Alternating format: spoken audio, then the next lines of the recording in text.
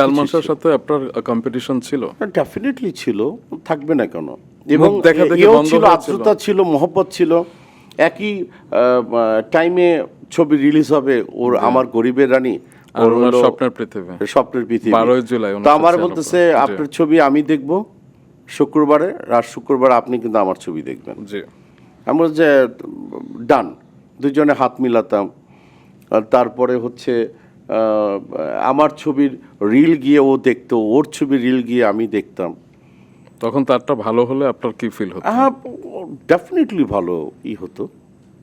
আমরা অনেক মজা করতাম, অনেক সুন্দর সুন্দর মুহূর্তগুলি ছিল। আপনাদের এই প্রেম মানে নিয়ে- এই হিংসা হানাহানি এগুলি তো ছিল না। আপনাদের প্রেম নিয়ে সালমান শাহ কিরকম ফিল করতো?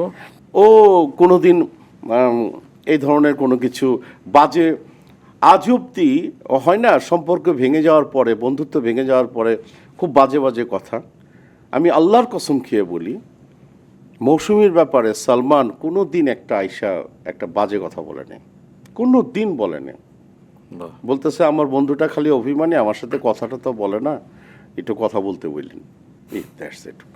আমি পরে মৌসুমীকে রিকোয়েস্টও করেছিলাম যে তুমি সালমানের সাথে ছবি করো। তো আমারে বললো যে ভাইয়া ভাইয়া শুনেন।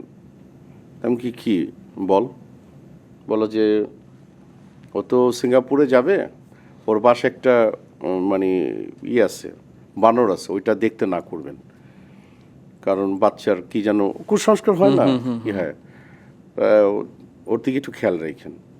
তো ও যে চলে যাবে তখন বুঝি নেই, তার তো ওইটা বলার কিছুদিন পরেই ও চলে গেল।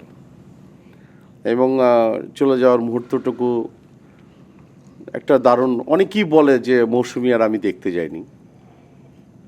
যাদের বয়স হচ্ছে 97-এর পরে, সেই সব পোলাপানরা এইসব বলে যে দেখতে যায় না। এখন কি ওর বাড়িতে গিয়ে